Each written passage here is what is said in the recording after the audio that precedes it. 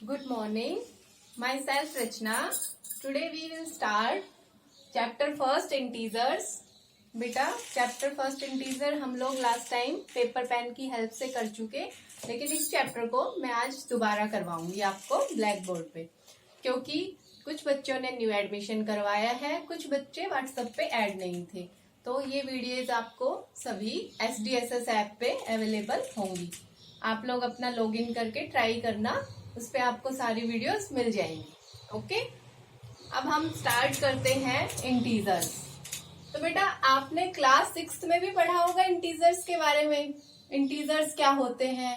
Integers के साथ साथ आपने और भी नंबर्स के बारे में पढ़ा होगा, natural number, whole number, prime, even, odd, etcetera. तो सबसे पहले बताइए what is whole numbers. Whole numbers क्या होते हैं।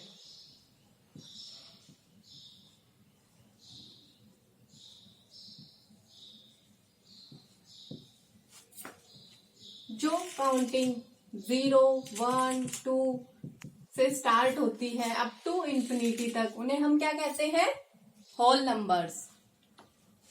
और अगर मैं 0 का प्रेडिसर ले लू, -1, -2 अप टू -इंफिनिटी तक चलते हैं, तो अब क्या होल नंबर्स बनेंगे ये? क्या इन्हें हम होल नंबर्स कहेंगे? नहीं, अब ये क्या बन जाएंगे, इंटीजर्स। इन्हें कहते हैं इंटीजर्स। इंटीजर्स की डेफिनेशन क्या बनाएंगे, all natural numbers 0 and all negative counting are called integers. और इंटीजर में बेटा एक जो इम्पोर्टेंट चीज होती है वो क्या होती है कि जो 0 होता है वो ना तो पॉजिटिव इंटीजर होता ना ही negative integer. 0 is an integer but 0 is neither positive nor negative.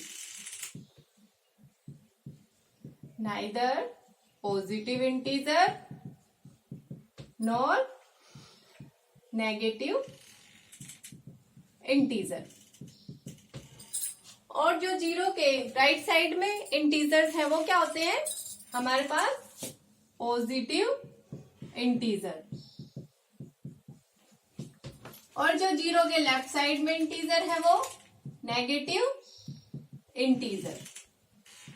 Okay, अब नेक्स्ट जो बेटा इंटीजर होता है वो एक कंप्लीट नंबर होता है खुद में।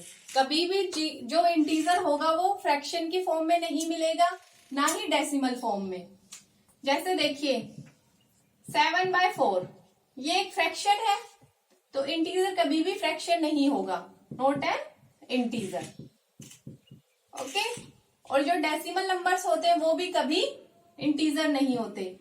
जैसे 0.05 this is not a integer. Okay, तो integer is a complete number. अब हम सीखते हैं how we plot integers on number line. हम इंटीजर्स को नंबर लाइन पे कैसे प्लॉट करते हैं। ये मैंने एक नंबर लाइन ड्रा की, इसमें मिड में क्या आएगा, 0, राइट हैंड साइड की तरफ 1, 2, 3 up to infinity, left hand की साइड -1, -2, -3 अप टू इंफिनिटी। तो बेटा ऐसे हम इंटीजर्स को नंबर लाइन पे प्लॉट करेंगे।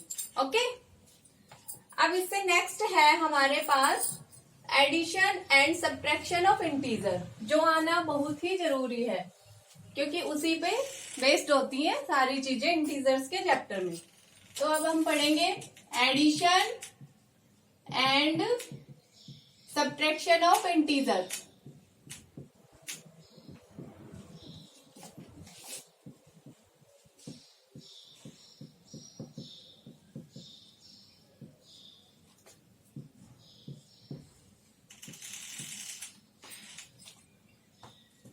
Addition and subtraction of integer में एक चीज देखिए, अगर हमारे पास दोनों का साइन सेम होगा, दो इंटीजर हैं और उनका साइन सेम है, तो हम क्या करेंगे, हमेशा ऐड। और अगर दोनों का साइन अपोजिट है तो हम उनको सब्ट्रैक्ट कर देंगे। Then same sign we add, opposite sign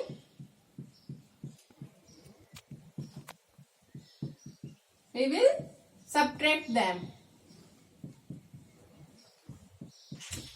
okay अब इससे नेक्स्ट इसमें 3 केस बनते हैं। कौन कौन से? First, second, third. जब मेरे पास दोनों इंटीजर पॉजिटिव हो, जब दोनों इंटीजर नेगेटिव हो, जब एक इंटीजर पॉजिटिव हो और एक इंटीजर नेगेटिव हो, तो हमारे पास कौन सा साइन आएगा, हम ये चीज देखते हैं। तो बेटा देखिए, एक एग्जांपल की हेल्प से मैंने लिया 7 + 3। Both integers are positive integer and they have same sign, so we add them. 7 + 3 10. Next, -7 - 3. Both integers are negative integers. Both have negative sign, same sign. Then we add them. 10. आएगा क्या? Negative sign. क्यों? क्योंकि जो 7 है वो larger value है और larger value के पास कैसा साइन है? माइनस का। तो हम यहाँ पे क्या लगाएंगे?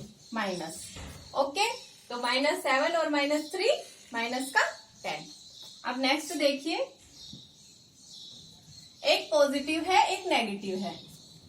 तो बेटा मैंने लिया -7 + 3, 1 पॉजिटिव इंटीजर 1 नेगेटिव इंटीजर, और both have opposite sign. Then we subtract them. जब हम इसे सब्ट्रैक्ट करेंगे तो हमारे पास क्या आएगा? 4। और साइन कौन सा आएगा? माइनस का। क्यों? क्योंकि 7 इज द लार्जर वैल्यू और 7 has negative sign, so we have -4। Okay, अब इसी में अगर मेरे पास 7 - 3 होता तो क्या आता? 1 positive integer 1 negative integer, both have opposite sign. Then we subtract them. Subtract करेंगे तो 4 आएगा, और यहाँ पे जो लार्जर नंबर है उसके पास कैसा साइन है? पॉजिटिव, तो प्लस का 4 आएगा। ओके, ये आप लोग अच्छे से समझ चुके होंगे कि हम कैसे ऐड करते हैं, कैसे सब्ट्रैक्ट करते हैं इंटीजर्स को। अब इससे आगे आपके पास 1-2 एग्जांपल्स हैं, इनके बाद वो आप लोग करके देखना, इजीली हो जाएंगे अपनी रफ नोटबुक में। अब हम पढ़ेंगे इससे आगे properties of addition and subtraction of integers. तो बेटा प्रॉपर्टीज ऑफ एडिशन पढ़ते हैं पहले। Properties of addition of integers.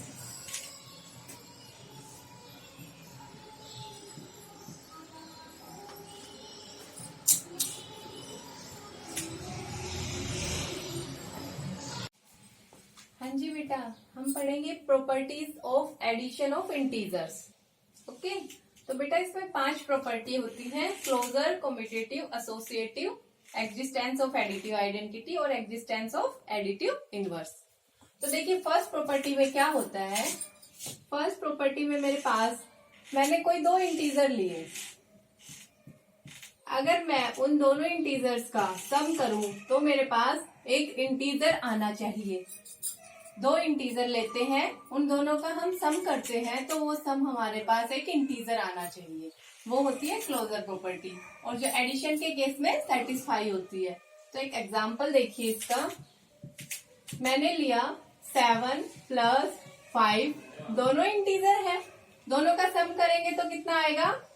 12, और ये भी, और बेटा ये क्या है? 12, और 12 भी क्या होगा? एक इंटीजर। तो हमारे पास एडिशन के केस में क्लोजर प्रॉपर्टी सेटिस्फाई होती है। अब देखिए next, commutative property.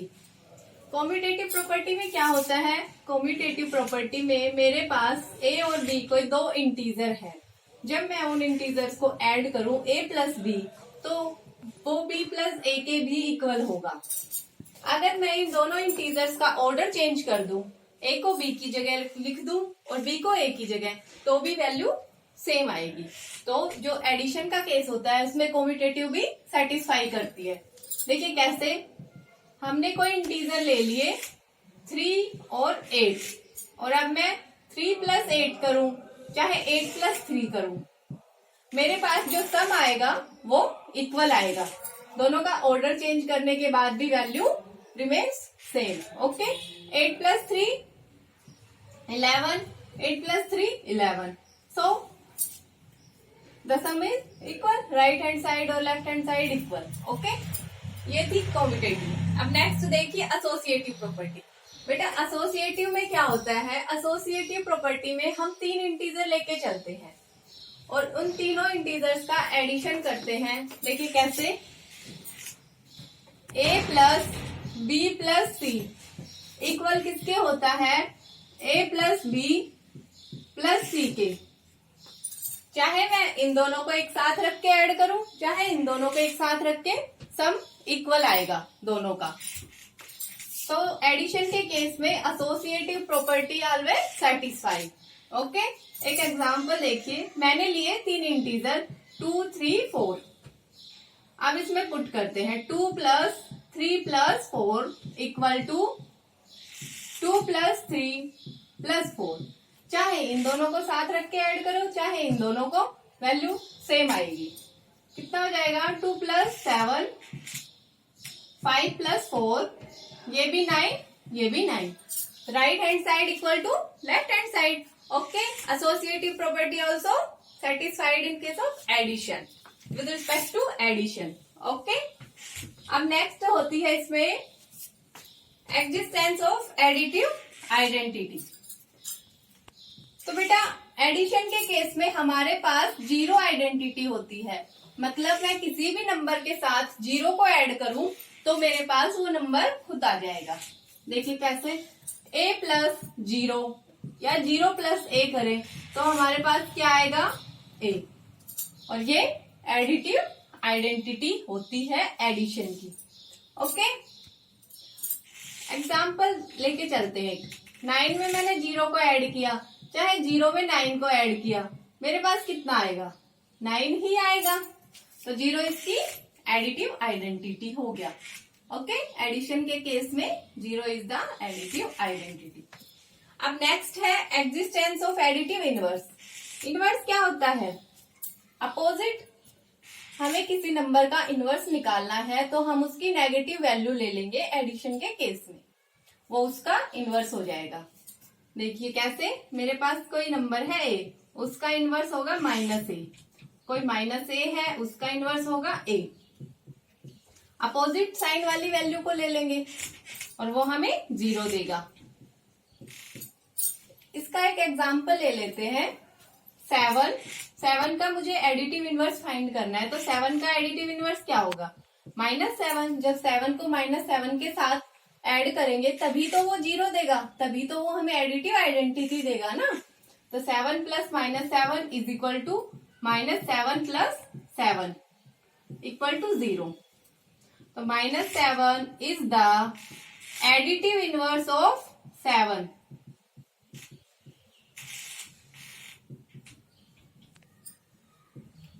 Of 7 and -7 का एडिटिव इनवर्स क्या है? 7। ओके, तो बेटा ये थी 5 प्रॉपर्टी एडिशन ऑफ इंटीजर की। अब हम इससे आगे इनको एक डायग्राम में पुट करके देखते हैं। ओके बेटा, properties of addition of integer को हम एक डायग्राम के उससे याद रख सकते हैं। देखिए कैसे,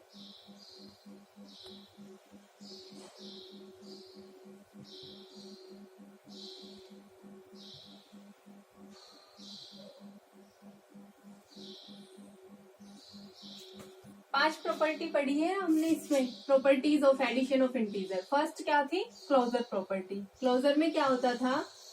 दो इंटीजर्स को ऐड करने पर हमें एक इंटीजर मिलता था। फर्स्ट हो गई। सेकेंड थी कॉम्यूटेटिव। कॉम्यूटेटिव में क्या था, a plus B is equal to B plus A, मतलब दो इंटीजर्स का अगर हम ऑर्डर चेंज कर दें तब भी उनका एडिशन सेम ही रहता है। थर्ड है एसोसिएटिव लॉ ऑफ एडिशन। उसमें क्या था, a plus B plus C is equal to A plus B plus C. ये थी एसोसिएटिव लॉ ऑफ एडिशन। इसमें तीन इंटीजर्स को जब हम ऐड कर रहे थे तो हमारे पास राइट हैंड साइड और लेफ्ट हैंड साइड की वैल्यूज इक्वल रहती है। सेटिस्फाई करता है ये एसोसिएटिव लॉ ऑफ एडिशन। इसके बाद फोर्थ थी एग्जिस्टेंस ऑफ आइडेंटिटी। उसमें क्या था, a plus zero is equal to zero plus A equal to A, मतलब जीरो के साथ किसी भी इंटीजर को ऐड किया तो इंटीजर खुद ब खुद आता था। जीरो इसकी एडिटिव आइडेंटिटी होती थी। नेक्स्ट क्या था, एग्जिस्टेंस ऑफ इनवर्स। उसमें था a plus minus A is equal to minus A plus A equal to zero. जब हम इंटीजर को और उसके अपोजिट को ऐड करते थे तो हमारे पास वो जीरो के इक्वल आता था। और ए का इनवर्स क्या था, माइनस ए और माइनस ए का ए। तो ये हो गई इनवर्स वाली प्रॉपर्टी। ये तो थी बेटा properties of addition of integer. अब हम पढ़ते हैं properties of subtraction of integer. उसमें क्या होता है, प्रॉपर्टीज ऑफ सब्ट्रैक्शन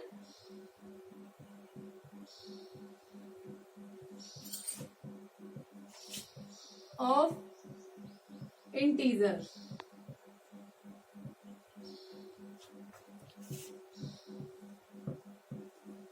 इसकी first property closure property. Closure में क्या होगा, इसमें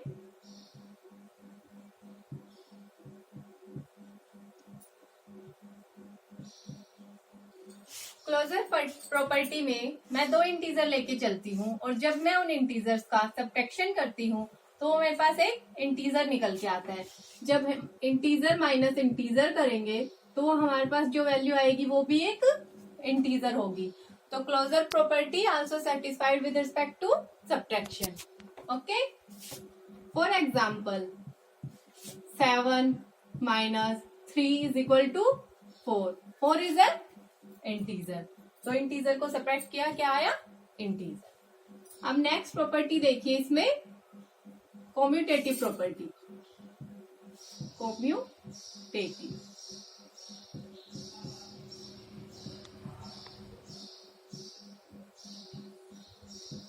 बेटा सब्ट्रैक्शन के केस में जो हमारे पास कॉम्यूटेटिव प्रॉपर्टी है वो नॉट सेटिस्फाइड होती है, क्योंकि हमारे पास दो इंटीजर्स लेके चले a माइनस बी तो कभी भी इक्वल नहीं होता b माइनस ए के।